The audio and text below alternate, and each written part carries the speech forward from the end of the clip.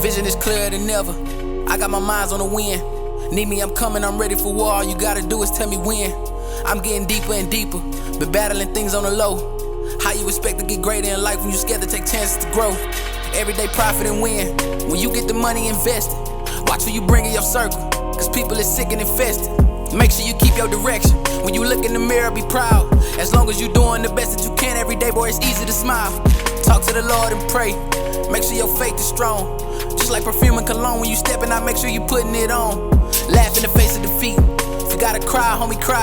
I'm nervous. All right, just like that, we are back on Line for Line, Kenosha's very own podcast.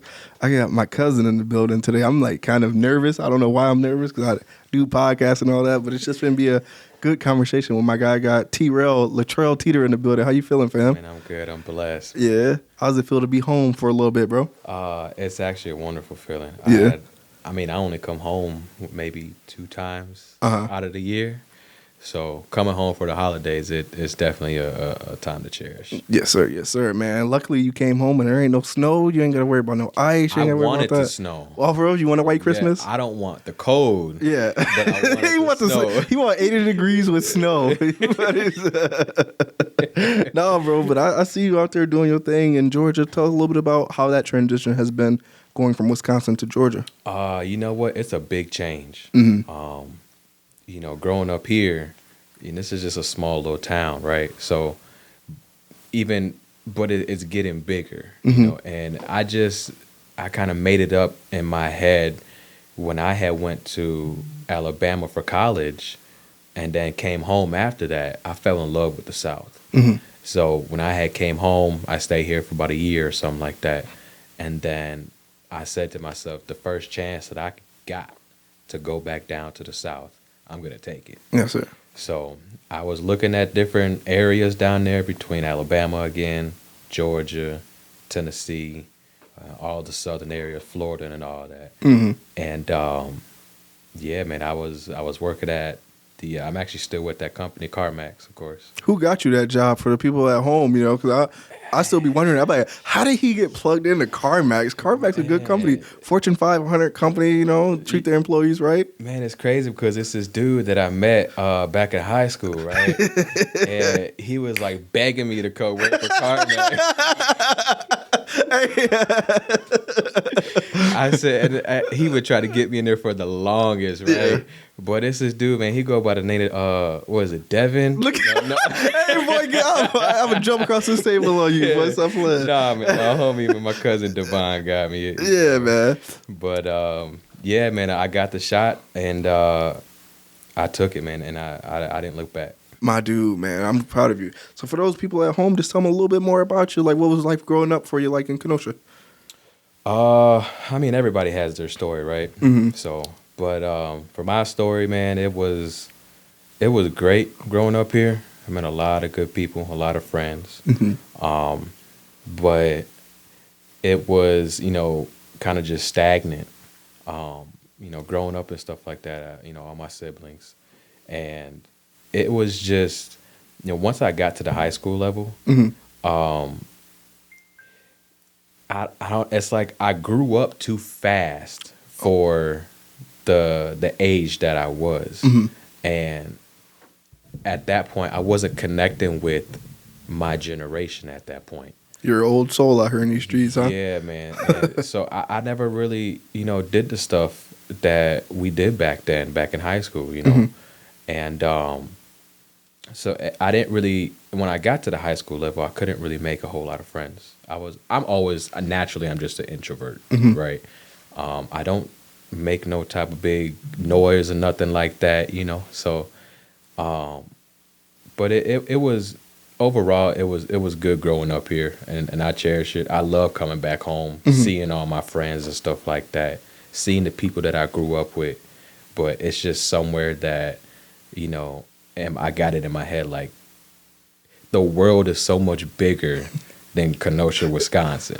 Man, I'm right there with you, brother. Me? Yeah. So, it was like that too, like when I moved to Texas for that while. Like, it was so much different and so much more fast paced. I think I wouldn't blame it on like the climate, but it just moved slower up north as opposed to down south, you know. And I just feel like there's way much more money to be made in the south as well too.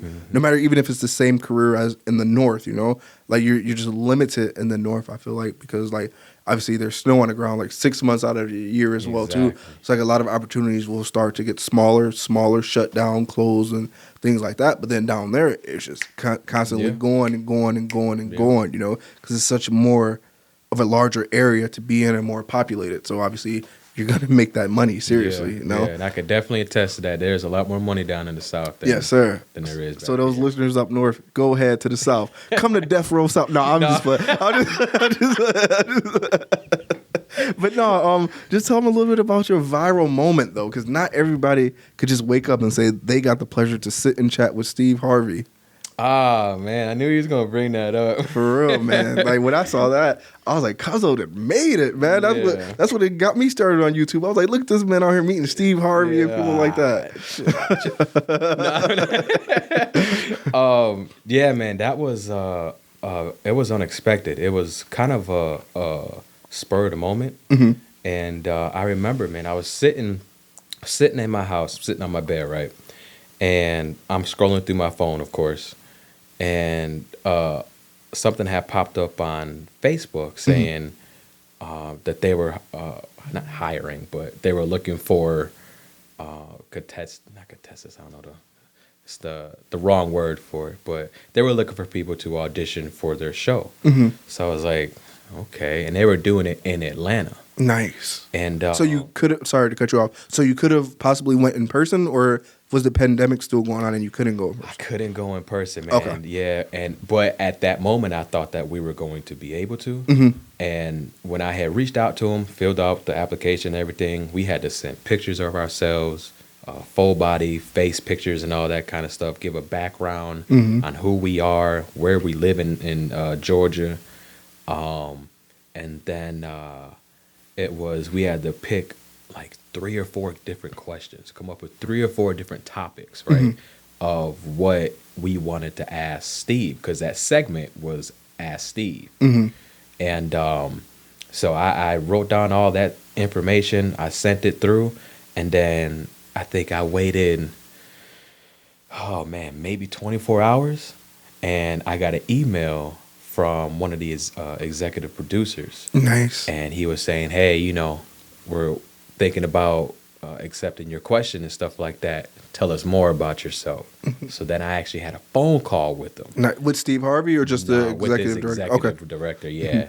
And had a phone call with him, and he just wanted to dig more, just to kind of get more context, right? And so I let him have all of my questions that I was, the topics that I was wanting to talk with Steve about. And yeah, man, I think he went back. He said, all right, this is good. We can see if we can work with it. And he'll talk to his other executive producers and everything. And another 24 hours, he came back and he was like, okay, we're gonna accept your question. And that question was, it was based off of me being too shy, especially when it came to relationships. And but it had more of an emphasis on, what was it, man? I'm drawing a blank. This was 2 years. And he was giving you some gems on that show, too. Yeah. I'm sitting there like, damn, Steve Harvey just giving out gems to my boy. Yeah, it was, man. And then once it happened, you know what I'm saying, and they had to set it up, like I had to do it on my computer and everything, right? And as I was on a video conference with these guys, with all of the other applicants that got chosen for that segment. And so they were looking at like the surroundings of my house and stuff like that, and where I was going to position myself and everything. It was dope. And then when that moment actually happened, you know, a lot of folks would be like a little starstruck, you know. And there were some of the other applicants that got on that show that were like, you know, a little nervous to talk and stuff. But I wasn't. I mean, I don't want to like come off as like, oh, he's just being, you know, nonchalant about it. But I didn't necessarily get starstruck, but it was just such a good moment to talk to Steve Harvey, you know, and actually have some sound advice from somebody who I looked up to growing up, you know what I'm saying? The Steve Harvey Besides show. the comedy that he was doing. But it was a great feeling. Not for real, for real. And it's funny that you say that too about people being starstruck, because obviously my biggest interview was with Omar Gooding, Cuba Gooding Jr.'s brother, for those listeners who may not know. But like when the interview started, before going into it, I was like, man, I'm ready for this. Like, this is what I do. I love talking and all that.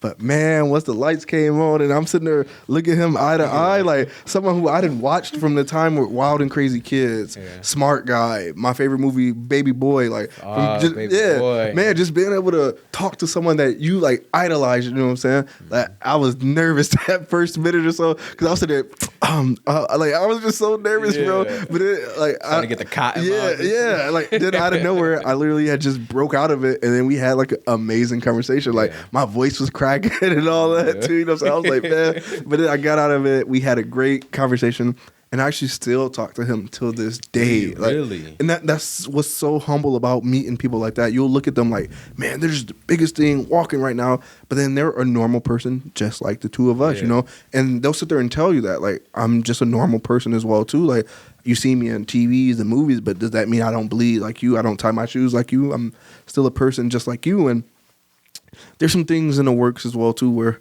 people just get ready to see him live, you know what I'm saying? Yeah. Based off Line for Line and what Line for Line has did. But Yes, sir. You heard it here first. Yes, you the first person. But just tell us a little bit about what you took from the most out of that interview with Steve Harvey.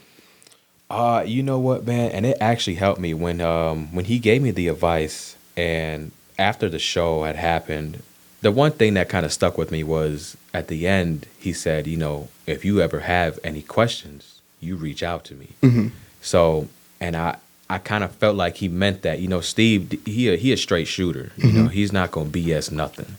So, you know, that helped a lot, because I kind of felt like if I were to kind of go back to my old ways of being so introverted and shy and not being able to have like a solid relationship with a woman, I can go back to him and be like, hey, what am I doing wrong, kind of thing.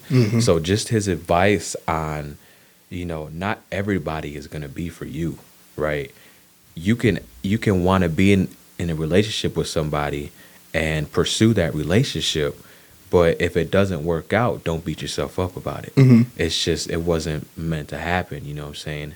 And, you know, just me as a natural person, you know, kind of just giving a little more of a backstory on it. You know, you know me, I never grew up with my father, right? So I never had a man to teach me how to be a man. I can attest to that as well too. I never had the same thing either. We learned from a woman's point of view. So a woman trying to teach a man, trying to teach a boy how to be a man, there's only so much that they can do, you so feel much me? that they can show, you know. So it's like, you know, I'm not like no sucker or nothing like that. Don't get it twisted. But, Hey, he said he'll still split a wig. Nah, let me stop playing. You know what I'm saying? But it's like, just all of the advice that he was giving to me. Don't be afraid to put yourself out there. Don't be afraid to be yourself. Don't be afraid to accept that rejection that, you know, a woman gives you. Or even if it's even in like a friendship aspect, if friends just don't want to be with you, you know, be your friend, you can't help that. You know? As long as you know as a person who you are, that's the only thing that matters at that point. Yes, sir. And that really helped me, man, because as soon as that event happened and we ended the show, you know, he gave me recommendations on books and stuff. You know, go read this book. I think he gave me like 3 or 4 different books to go and read. That next day, I think I bought 2 of them. Yeah. You know, I still got them on my phone as you know, the audibles, and he had mentioned, he said, you know, because I'm a truck driver, so you know, listen to it when you're on the road and stuff like that. And I sure did, man. I put my headphones in as I'm riding down on the interstate and stuff, and I'm listening to that audible that I bought, and that helped me so much, because then from that point, I was like, you know what? Not only is Steve right, but the knowledge that I'm getting from the books, you know, they're right also. I keep, you know, everybody out there, they don't, you know who I am. You do. But I keep beating myself up that I don't have X amount of friends that everybody has, you know. I haven't been in X amount of relationships that everybody has, and I beat myself up about it because then I get in a state of feeling so dang lonely, and it eats me up inside. And because I'm so introverted, I don't let it out. I just let it sit, and marinate. My demons is my demons. But man, all of the information that he gave and the knowledge, I was deeply grateful Yes, sir. for. But I always looked at you as like, bro, you're an elephant in such a good way, or I would say a unicorn in such a good way, because you haven't been exposed to the things that someone like me has been exposed to. You say you haven't been in the relationships or the friends, you know what I'm saying? And being someone who like thought they wanted to be popular or thought they were popular, you know what I'm saying? All that shit is for the birds, bro. Like people will do you so wrong, and it's always those people who you thought, man, they love me, they're riding for me, they're my friends, That's not the case. I'll give you a perfect example. I used to throw parties. I love to have parties. Yeah, So if you know me, I used to throw some parties in high school and stuff like that, which were always cool and all that too, But it was like more so like it was because people are gonna be my friends, people are gonna like me, you know what I'm saying? Girls are gonna like me, they're gonna want to be with me, you know what I'm saying? Just because I'm having parties and I got the crib. There was a time I didn't even want to have the party because I had just moved. I was in the process of moving out, so we all our stuff was gone, but we still had X amount of days or whatever the case may be. So I was like, I really don't even want to have the party, you know what I'm saying? Because it's like, what happens if like the landlord of the place comes by just to check or whatever the case may be, because he knows we're moving out, whatever the case may be. And I told my friend, I was like, bro, I don't even want to have the party. They're like, man, you just need to stop being so scared. Like, man, let's do it. And I'm sitting there telling, and you're supposed to be my friend. The person that I'm looking at, this is my brother. Like this man got my back. And instead of saying, you know what, let's not do it. You don't feel it. Let's go somewhere else or do it. Let's not do it. But the peer pressure to be cool and have these people as my friends, like it consumed me. And I was like, you know what? All right, let's do it. Long story short, police end up raiding the party. You know what I'm saying? Police, exact words as they come in. Whose party is this? Yeah. Guess how many people stood up when they said, whose party is this? Well, I bet you not one. And not one myself. I was the only one that stood up. And then I was like, I'm sitting there waiting for him to start. You know what I'm saying? Like, waiting for him to stand up. I know he's going to stand up because technically it was your party. You invited a lot of people and all that too. But then all of a sudden after, man, when the police said that I wanted to stand up, then why didn't you? Yeah. Why didn't you? If you're supposed to be my guy, my back, my brother, all that, why didn't you stand up with it? Yeah. Or if I'm your guy, you know what I'm saying, why didn't you consider my feelings when I said I don't even want to do this, you know? And so that's why I say you're a unicorn, bro, because you didn't have to deal with all that bull stuff, you know what I'm saying? Like, your purpose is a greater goal. And I'm not saying I don't have a purpose in life because of that, but I'm just saying you in particular, you're a unicorn because you're special, bro. You bypass all of that. And once you get in that relationship or that person that you want to be with too, it's just going to be that much golden because you bypassed all of the BS. Yeah. You know what to avoid and stuff like that. And hopefully the person that you do end up with, they've bypassed that as well too. And they're ready to connect on a whole different level to make you feel whole. Yeah. And not saying the relationship is going to make you feel whole because there's other things in life that can make you feel whole as well too. But I'm just speaking on like some good stuff for you as well too. So just be thankful, bro, that you didn't have to deal with all that. Because like I said, bro, there's been so many relationships where I was like, man, this is the one for me. You know what I'm saying? Come to find out, it wasn't. They was like doing stuff behind my back or whatever the case may be. And don't take it as I'm saying I'm perfect because I did a lot of dumb stuff and stuff that I regret that I wish I hadn't done as well too. I'm just telling you again, it's how it goes. But just be thankful, bro, that you got to bypass a lot of that silly stuff, bro. Yeah. And you got to meet Steve Harvey, bro. Like, come on, bro. Like, how do I meet someone like that, bro? For real, for real. Move to Georgia. For real. But like, what have you been doing since then? Obviously, you said you listened to the books and everything like that. Mm-hmm. What type of path have you been on since the interview? Put myself out there. Mm-hmm. You know, I kind of. When you grow up in a certain way, and that way is being so introverted, and kind of in the behind the scenes, and you don't want too much spotlight, you know.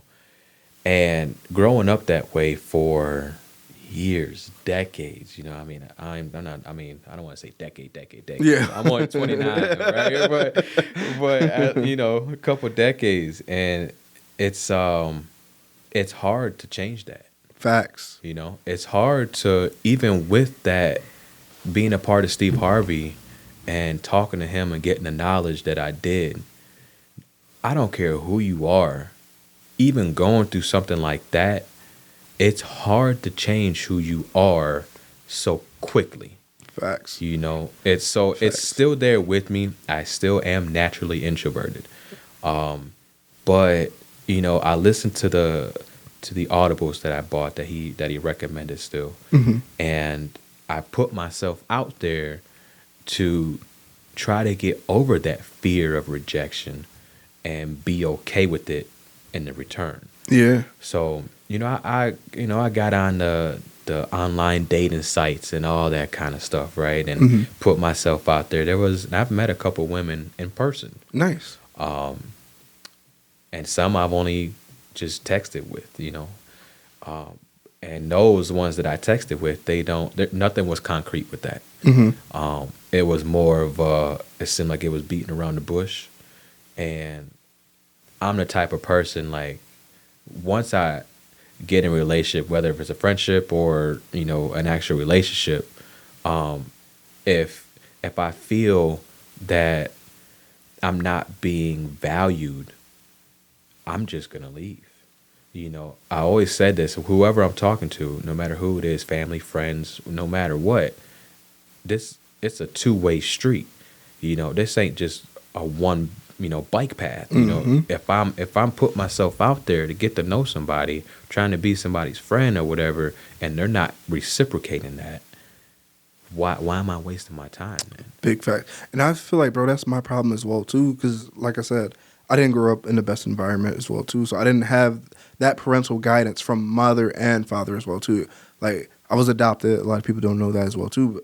And I'm not saying this to, like, shit on them or anything like that, but there just could have been more for, like, a young, developing mind that I didn't get. And I just feel like they didn't take into the fact or consider that, okay, obviously he's going to know he's adopted as well, too, so he's going to need to really figure out who he is, what he's supposed to become as well, too. Right. But if we really can't give him that or show him that, so it's like, I kind of feel like, I wouldn't say I was a lost cause or anything like that, but it was just going to be that much difficult for me because I'm 29 now, and I still struggle every day trying to find out who it is that I am, what my purpose in life is as well, too, you know? Yeah. And then it's like, I'm on the clock that much quicker because I have a 5-year-old daughter. Yeah. So it's like I really have to learn as I go, which I've been doing before I even had my daughter, scrambling to figure out what it is and what my purpose is as well too. But I feel like it has to come that much quicker because I have a daughter, a little girl who's gonna start looking at me pretty soon and like, okay, what's the route?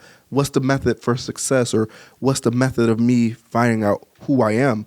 Because it's like she's obviously gonna be watching me and it's like she's gonna say, okay, my dad woke up every day, went to work, took care of responsibilities, took care of me. I didn't have that. I didn't have me waking up, seeing my parents go to work, go do this, and be productive and contributing members to society. So it's like, damn, I have to be that for my daughter now because it's like, I kind of feel like it's a gift and a curse because I know everything that I didn't have or what I should have had as a kid. Yeah. So now I can give it to her. Yeah. But then when I say it's a gift, that's the gift part. But the curse part is, all right, you talked all this stuff about how you wanted this as a kid and this is what you should have had. Yeah. You got your little girl there right now. Don't fuck it up. Yeah. Don't fuck it up because it's like, that's why I say gift and a curse. Like, okay, you know everything you need to do. Are you going to do it though? Because now you have someone who's depending on you and you were just preaching all that stuff of what you needed and what you wanted as a kid as well too. Yeah. So it's like, now I just have to maintain, build a healthy lifestyle and do the things that I need to do to nourish my mind and body so I can invest that back into another life, you know? Yeah, yeah. So it's like, it up, man. Big shouts out to you, man. Hey, no, I'm just saying, bro, like I didn't been through it all. And like I said, I'm still growing every day, learning from past mistakes, doing stupid stuff and all that, and just not being the best person that I could be. Yeah. But I just love that I have this platform now because it gives me that opportunity for a second chance at life. And I'm going to say a second chance like I'm just some hardened criminal or something like that, but just that second chance of life of really being able to figure out who it is that I am, you know? Yeah. And this platform tells me a lot about myself as well, too, because I can go back and listen to it like, man, that was some good advice Latreal gave me. Or look at the advice that I just gave this person who comes back to me a week later and say, man, I listened to what you told me and I appreciate that, you know? Yeah, yeah. So it's just all about creating these things in life that are gonna get you somewhere and help other people get somewhere too. Because I was just talking with my guest before you. Time is so valuable in today's world, bro. Like people will say time is money, but it's not. Mm-mm. Time is everything, bro. And time is something that you can't get back. Yep. So I realized that the stupid stuff that I was doing, investing my time in, that wasn't going to get me anywhere. Like swearing I was like the coolest person because I could talk to multiple girls, whatever the case may be. Like that stuff is not going to get you anywhere, bro. Like seriously, like you did some stupid shit when we was young. Man, I'm telling you, bro. I'll be the first to admit I did some stupid stuff, you know. But I've grew from it, you know. And I'm glad that I did do stupid stuff in life too, you know. Because if I didn't do stupid stuff and see the consequences of doing stupid stuff, I would have never had that reality check that I needed to be like, damn. Let me fix myself. Let me get up, brush myself off, and make sure I'm moving the right direction. Right. You know what I'm saying? Because obviously you want to build that good reputation in where you're from, city, especially with what I'm doing now as well too. Obviously, I want to make sure I don't have any stupid tendencies now because people will be like, "Man, this dude a hypocrite. How you got people out here talking like motivation and stuff like that, but you still out here doing like you know what I'm saying? In the street. That's what hey, he said you would. You gonna be in the street? Yeah, that's what I'm saying. So it's like, yeah, man, like I'm thankful that I bumped my head in life, you know, because it just made me more of a better person than I am, you know. Yeah. So I'm not, and like you know me, bro. I'm always coming to you for advice because when it comes to like other people's like thoughts and stuff like that, I care so much about that, bro. Mm-hmm. Like, and it's like that can only hinder you, you know. That can't help you grow up. If you're scared to put yourself out there, if you're scared to try new things, that's not going to help you, you know. Yeah, I mean, you got to always be willing to learn and take the knowledge that somebody else has, even though you may have some, like, you may think that you know about something, right? Mm-hmm. But like you're saying, don't be so afraid to go out and outsource to somebody who has more knowledge about that specific topic that you want to learn about. Yes, sir. Or you think that you know about. Yes, sir. Gain that extra knowledge from that person. You know what I'm saying? Like, and people get so like tunnel vision. Like, no, I don't want to do that. Like, he or she may tell me something, one thing, and then if I know something, if it isn't true or whatever, and then if we're contradicting, then it's gonna mess up how I move. It's not. You're just gaining a different perspective from somebody who may or may not have more knowledge than you. Factual. That being said, my guy, we just wrapped up an amazing fire episode of Line for Line, my dude. Yes, is there anybody you want to give a shout out to or anything like that, my dude? Man, shout out to the people out there, man. Come on. That boy modest. That's when you ask, hey, is there a lucky girl out there? Nah, I'm a free agent. Like, come on, bro. You something else, bro. But hey, I appreciate you for sliding into Line for Line, my dude. Yes, sir. Bro, you calling or you listening, tune in every week. Line for Line. Oh yeah, I'm going line for line.